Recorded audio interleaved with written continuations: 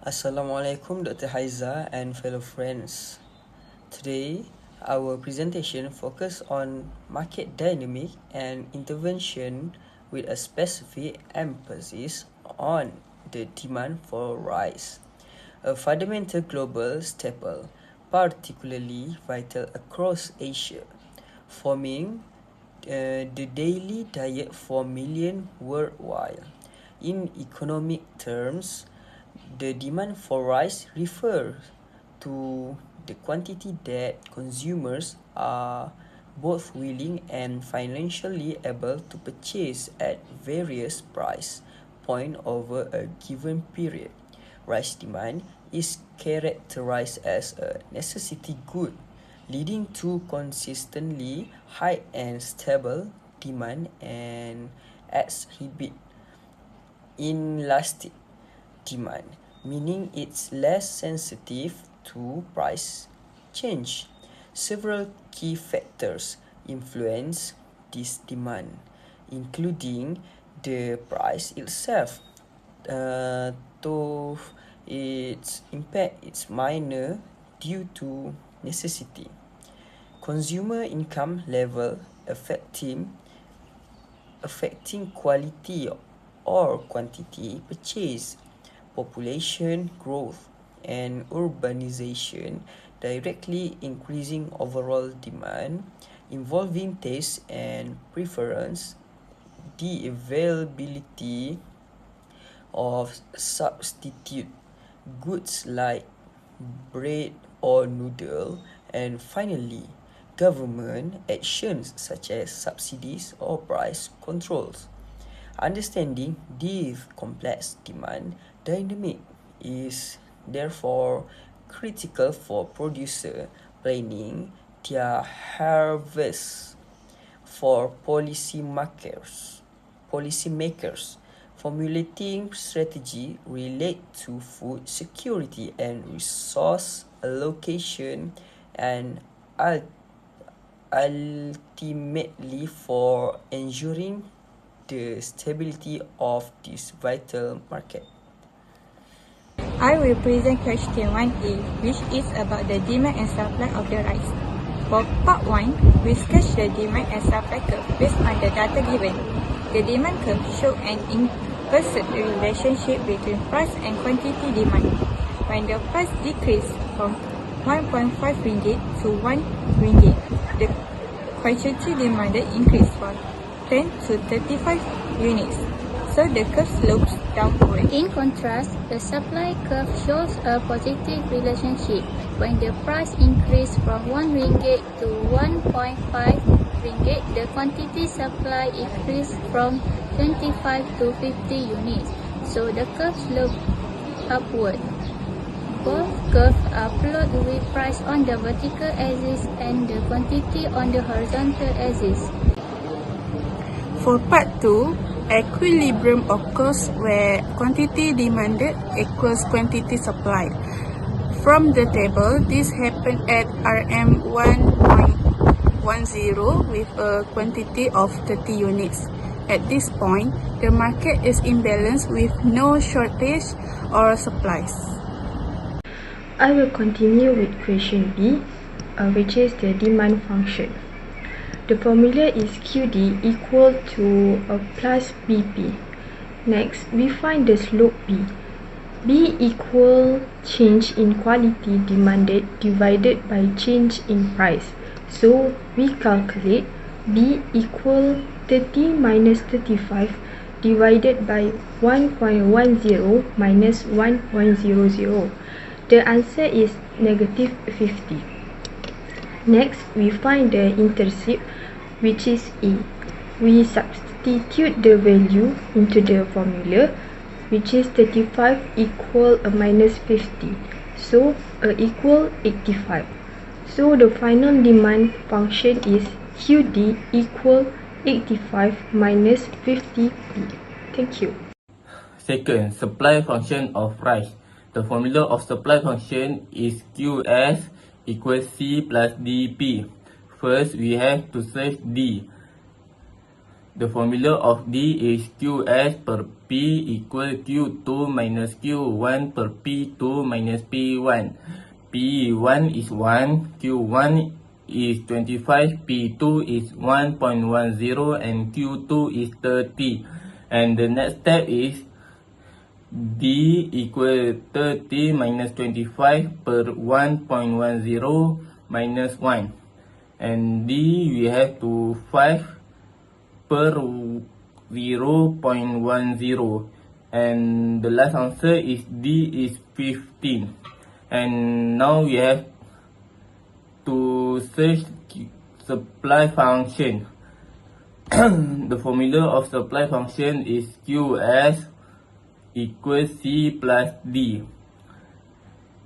D is 15, P is 1.00 and Q is 25. The next step is 25 equals C plus 50 multiply 1. And the next step is 25 equals C plus 15. And C equal 25 minus 15. C equal negative 25. Next step. And the next step is QS equal negative 25 plus 15P. And this is the final answer.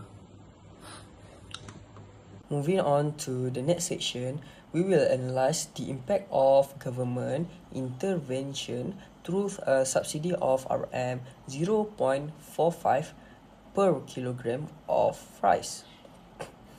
When the government provides these subsidies, it directly reduces the marginal cost for producer. This financial support causes the supply curve to shift to the lower right, meaning producers are now able to supply more at a lower price. First, we calculate the new supply curve QS1 by incorporating the RM0.45 subsidies into our original function. We get QS1 equals negative 2.5 plus 50p.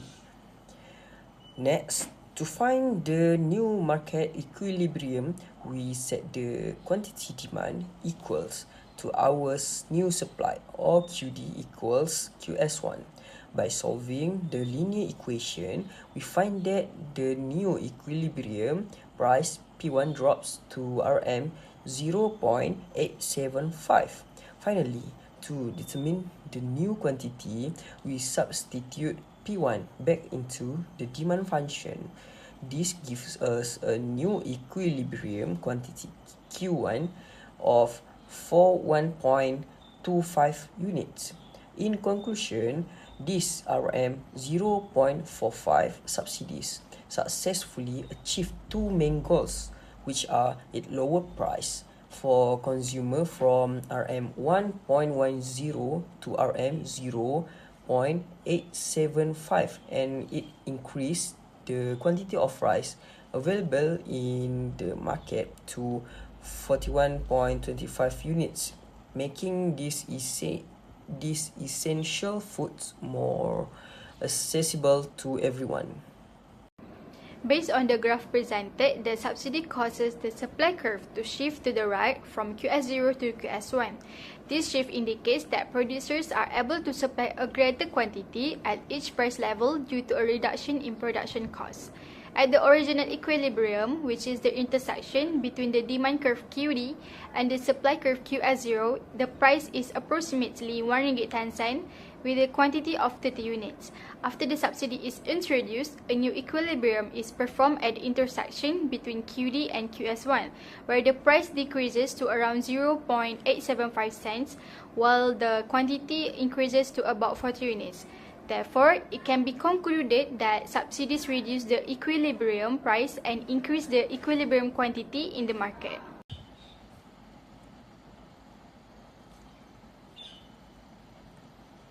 In conclusion, The significance of rice, both economically and agriculturally, continues to be profound as it remains a major staple food consumed globally and is essential for the daily survival of millions. The demands for rice is consistently high and stable, characterized by its inelastic nature. Unlike luxury goods, its demand remains robust even when price increase, simply because it is an essential commodity. Several factors continues to determine the demand for rice, including income levels, population growth rates, urbanization trends, consumer culture, and the availability of substitute like a bread or pasta.